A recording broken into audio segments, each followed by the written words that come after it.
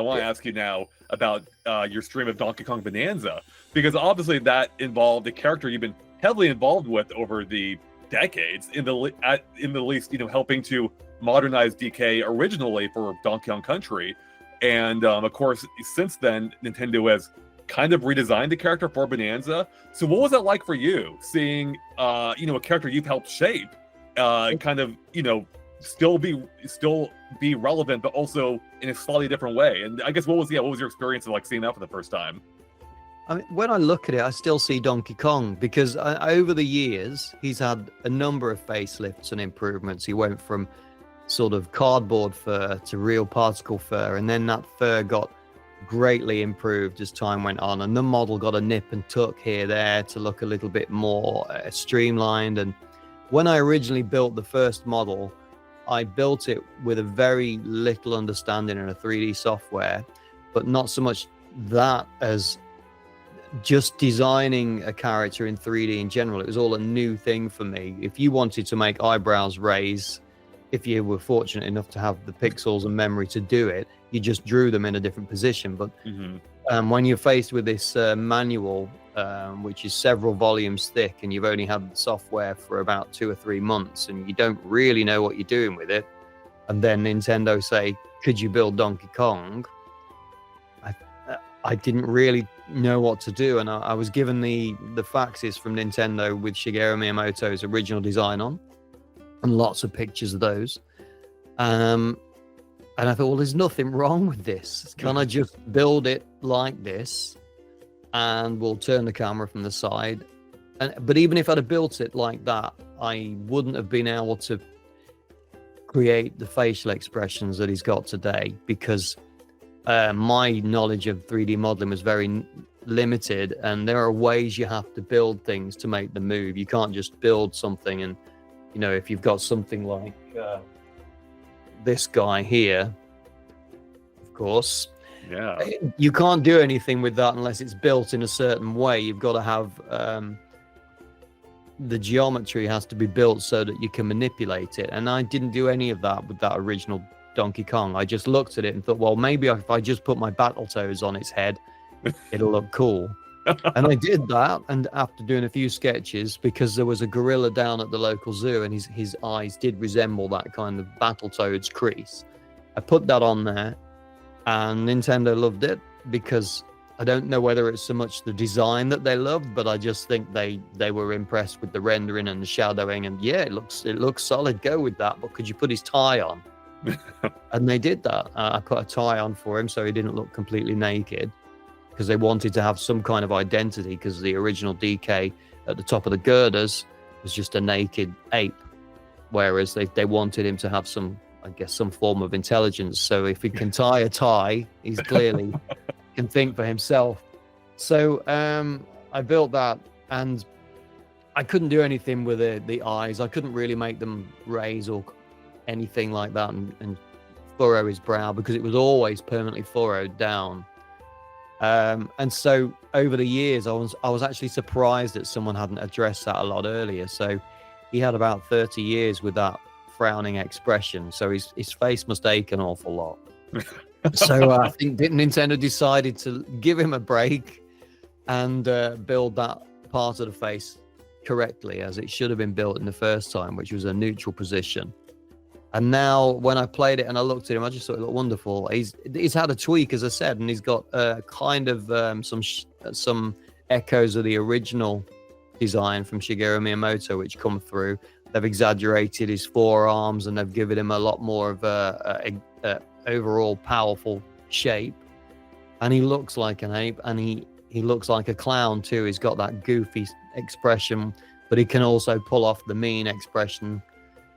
But when I draw things, I draw things differently every time. I'm not very consistent. And so when I draw my DK now, I will draw it my way, and it'll take in elements of this new version, but there'll always be something. Maybe the head's slightly smaller, maybe the eyes are slightly different shape, but I try to incorporate any of those features together to make it looks like DK. It is, so, but he looks fantastic. And it was funny to see. I posted on social media that I was pleased with it. And I looked at it and I was really surprised with how he turned out, because I knew the game was coming. And a lot of people were uncomfortable with the change, fans of DK, because obviously they'd grown up with that. And when you change something that's ingrained in somebody's mind or even in their hearts when they've played something for so long, it's going to hurt and sting a little bit. But just as everything, you get used to it, and it's still DK. It looks a little bit different. And they when I was in Norway earlier on this year, I remember they announced the artwork for Diddy Kong, and I looked at it on my phone and I just saw Diddy Kong, but I thought, wow, this is great. They haven't even touched his design really, apart from I think they've done something slightly different with his eyes.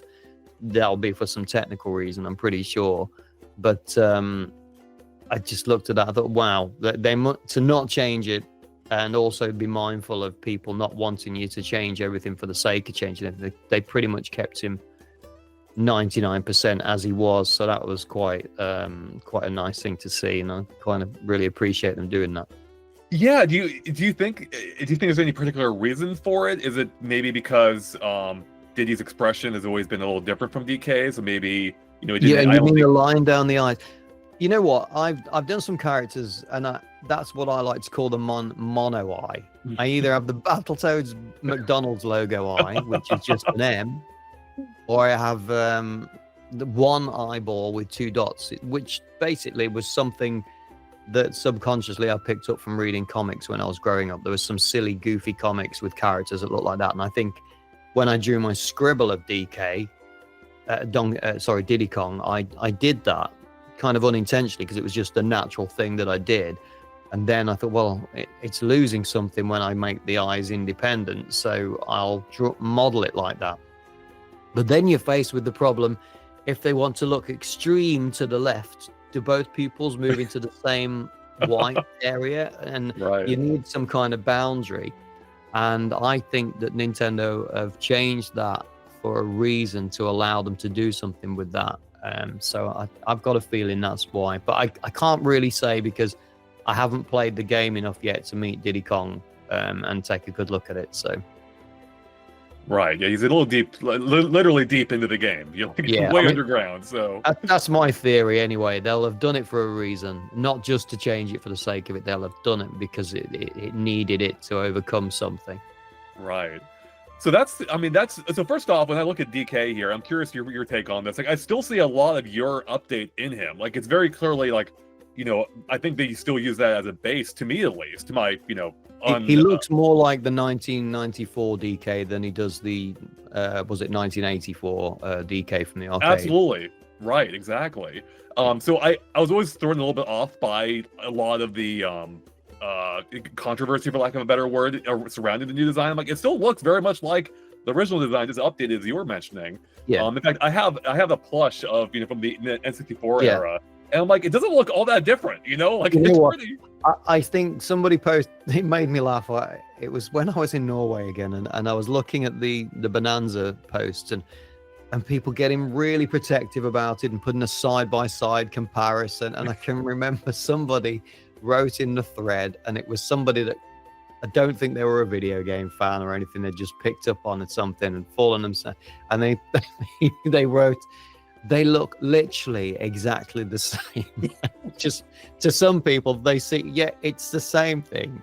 So I think you can delve right into it, and you say you get different styles. It's just not like the Teenage Mutant Ninja Turtles. You see how much they've changed over the years, and let's also not forget the Battletoad characters, which look totally different now. Nice. But I drew hundreds of Battletoads for people this weekend at the show, and I can't draw them and won't draw them as they look now, because I can't. That's not how I naturally draw them, and I don't know how they look. So for me, a Battletoad is the way I first intended it to look, and that's how I draw it. I'm not saying that that's not how they look now, and I appreciate and accept that they've changed, but my Battletoad is from that era, so it'd be pointless me drawing the new version because I'm not the artist that came up with that design. So pigeonhole me in Battletoads 1991 to 2015, and Pigeon Me Donkey Kong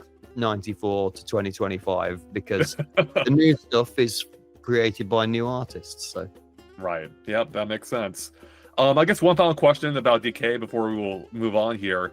Because I wonder if or it seems that maybe part of the controversy surrounding it is just that he's not as serious looking all the time as he was perhaps before. So I was curious what your take on that is. Like, was that a deliberate choice by you back in the day for him to have that more? As I say, it was literally that poor gorilla, silverback gorilla at Twycross Zoo. I went to go and see him a number of times to see if I could get better views of his face and stuff like that. And most of the time he sat with his back to you. It was quite depressing. And when you did see him, of course, they're a big, angry-looking animal, even though they're quite gentle giants. He was just frowning all of the time. And as I said, I'd done Battletoads, and their eyes had this sort of M-shaped, V-shaped sort of frown, and it just worked. And because I'd modeled it in that position, it stuck there, because we weren't really good enough to know what we were doing with topology, which is the setup of how the mesh is arranged, to allow it to be animated as it should. Whereas now he's got full freedom of movement on his face. So that's the main reason. It wasn't an aesthetic choice.